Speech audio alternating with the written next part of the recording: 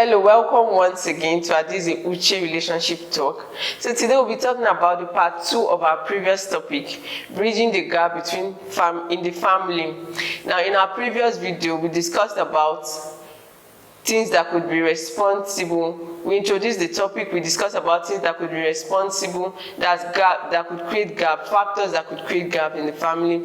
We talked about sex, we talked about food, and we talked about education. So today we'll be talking about extended family as one of the factors. Now, in marriages, the way most couples, like the husband and wife, they treat their parents differently.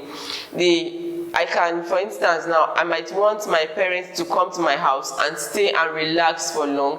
And then when it comes to my in-laws, I just don't want them to come to my house. This is the character of so many either a man or a woman in their family. They treat their in-laws differently from the way they treat their parents. And this has ended up creating gap in the family. The both parents are not loved equally. The man hides when he wants to give his family money, and the woman hides when she wants to give her own family money. When they want to give gifts, they don't give gifts equally to the families. Like, they treat them differently, and this has ended up bringing gap in the family.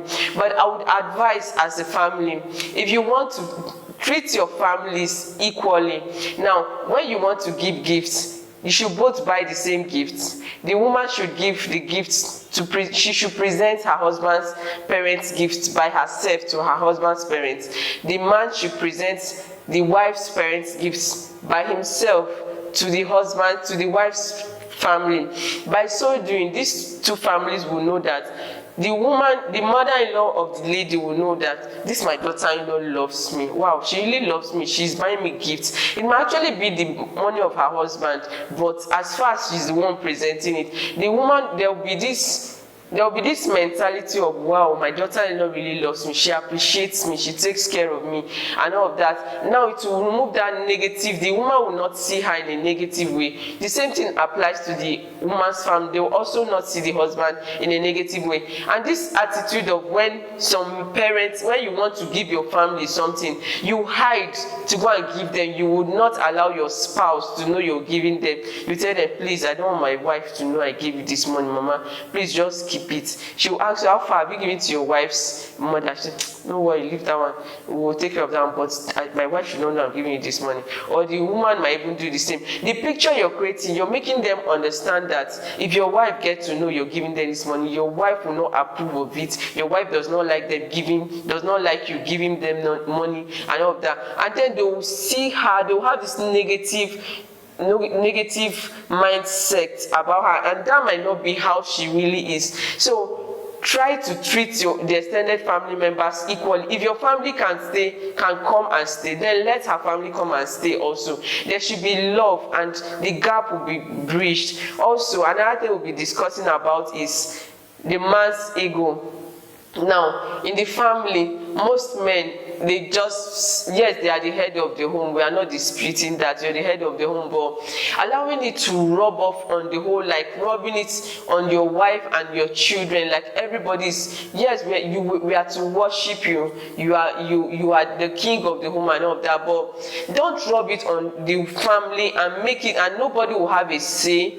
It's whatever you say that will stand, and it becomes a matter of dictatorship. It's not supposed to be like that. You and your wife, you're meant to be friends, you're meant to be partners, you're meant to understand each other. She's meant to relate with you like a friend will relate to each other, not as a boss and an employee. It's not supposed to be like that.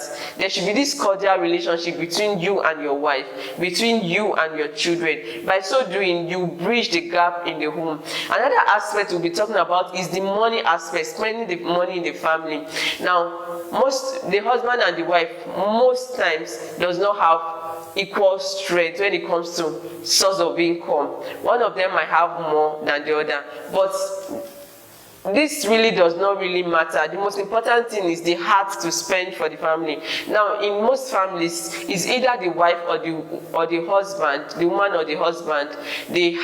One of them will always give more always spend more in the family, while the other person will always say he or she does not have. And this is wrong. You make the other person feel like he or she is a fool, like he or she does not know what she's doing. And you fail to understand that taking care of the home, the financial responsibility in the home is for the both of you. The responsibility lies on your shoulders, the both of your shoulders. It should not rest on one person alone. Being stingy in the family and not spending for the family is not a good idea. It creates gap in the home. Like when I got married, since I got married, I didn't get a job early enough. So I've been this skilled, this handwork person, and it has been my husband that has been spending for the family, and he spends without complaining. It doesn't make me feel like a liability, and it's changed my mentality. Like I told myself that when I have, I'll always spend for the family because of what he's doing, what he has always done. Now there was this day I was asked, yes, I used to give time to time without him asking, but there was this day I was asked to do a very little thing with my money. Seriously, I felt bad. Like I felt my whole money was going to finish. I had to summon courage to do it. And when I did, I remember the promise I made. And like that, I started learning to spend for the family. And I do it with joy because it makes me feel like I'm a co-owner in the family. I have rights in the family.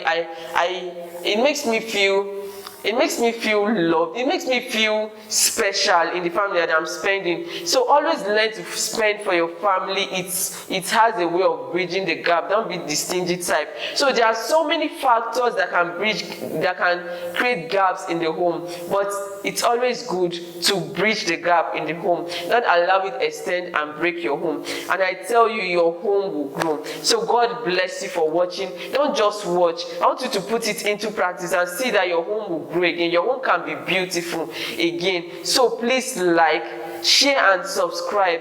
Tell people about this channel, not just to gather fans, but to bless lives out there. And I tell you, God will bless you. Thank you very much.